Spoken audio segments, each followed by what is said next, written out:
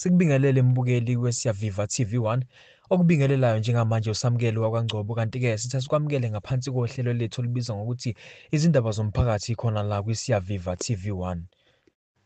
I-DA eKZN ithi ukunikezela uhulumeni wesifundazwe kwi-MK Party kanye ne-EFF akuyona into abangayenza, kanti i-DA ibese iba nesithangami nabezindaba ngoLwesihlanu lapho iphinde yazibophezela kuhulumeni wobumbano esifundazweni. I-DA iphinde yakubeka kwacaca ukuthi ayizimisele ukuhlehla ekusebenzisaneni nohulumeni womfelandawonye obizwa nge-GNU.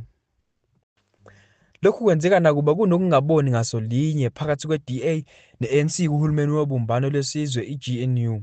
Womabili lamaqembu aphinde akha uhulumeni wobumbano eKZN.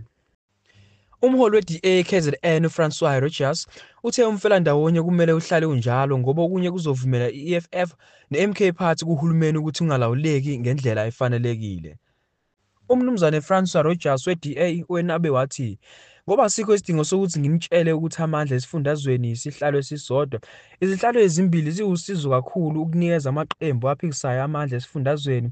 Lokho kusho ukuthi lesi sifundazwe sizonikezela ku-MK Party kanye ne-EFF. Sikubeka kwacaca futhi lokho ngicabanga nokuthi wonke amaqembu kuhulumeni wobumbano lesifundazwe acacisile lokho ukuthi akuyona inketho kodwa ukunikeza amandla nokugcizelela ukuthi izinqumo zikazwelonke zingase zithathwe kanjani esifundazweni. That there was any principle involved, there is none. Ideologically, the ANC has always stood in opposition to the DA, ideologically, and you can't mix those two ideologies unless the ANC has sold out and become a GADA. Then that changes the whole story. Then we can then say they will stay there and be the one party ANC-DA. Then they are not going to be destroyed. But the ideology of the DA is not to serve the poor people. It's to serve the capitalist class. It's to serve big business. All policies of the DA. And if the ANC is also drifting in that route, then the ANC must be rejected by the people, the poor people, like these people that we represent here as Umkhonto weSizwe. And therefore, they are bound to crack one time or another. And I can guarantee you, they cannot approach local government elections in this form.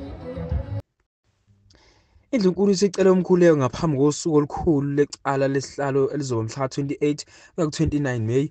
Izosiya ngokuthi lezi insuku ezimbili zibalulekile kakhulu esizweni samaZulu ngoba ziphethe ukufa nokuphila kwazo. Indlunkulu ibe isicela inkongozelo noma iminikelo esizweni uqinisa umbhidla ngokuvikelwa kwesihlalo. uSolomon Ngozigqoko wesifazane ubulawele indodana yakhe ibulawa unogada wenkosi endaweni yobumnandi.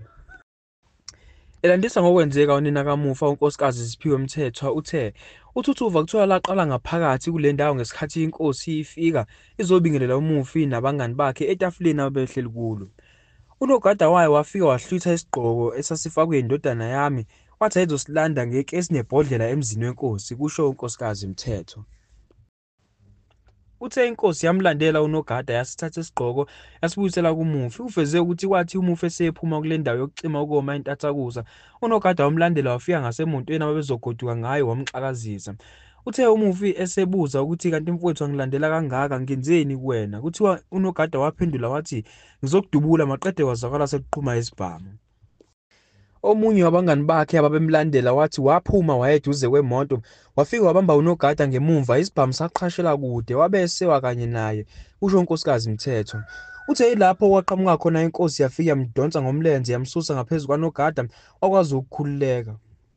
Esekhululekile kuthiwa wasukuma wacosha isibhamu sakhe maqede babaleka nenkosi ngemoto.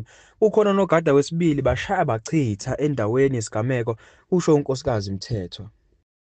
Uthe umufi waphuthunyiswa esibhedlela wagcina eshona ngalo usuku lesigameko. Uveze ukuthi okuphatha kabi kakhulu ukungaveli kwenkosi emndenini emva kwesehlakalo.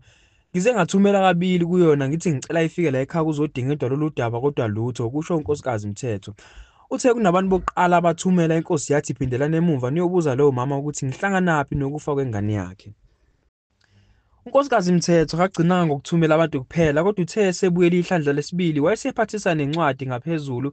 Inkosi yabisicela ukuthi laba abafike nencwadi kube yibona abazoyifunda, incwadi yayifundeka kanje: Sinembuzo eminingi ngesigameko ngoba umufi bengasiye umuntu othanda udweshu ubevama ukusithulela engatholwa ezimpini. Asazi namanje ukuthi yini engadala unogada agcine embulele. Incwadi yayifundeka kanje. Uqhube wathi nakuba bezidla ngokuthi isigqoko yisona esaba umsusa wodweshu, kodwa babuye bazibuze ukuthi kanjani ngoba ukubuyiswa kwaso inkosi ngokwabo kwakusho ukuthi alikho elibi. Sifuna ubulungiswa baboshwe bobabili ngoba nakuba engamdubulanga inkosi yomufi kodwa yambalekisa umsolwa endaweni yesigameko. Ngokwenza kwayo njalo sibona nayo inecala, kusho unkosikazi Mthetho. Ukhulumela amaphoyisa kwaZulu-Natal uColonel Robert Netshuda uthe amaphoyisa asempangeni asebophe owesilisa oneminyaka engu-45 mayelana necala nokubulawa komunye wesilisa oneminyaka engu-27 ngoMashi 29. Umgilo wathola enenceba lokudutshulwa waphuthunyiswa esibhedlela okulapho agcina eshonela khona, kusho uNetshuda. Imizamo yokuthola inkosi igcine ingaphumelelanga izolo.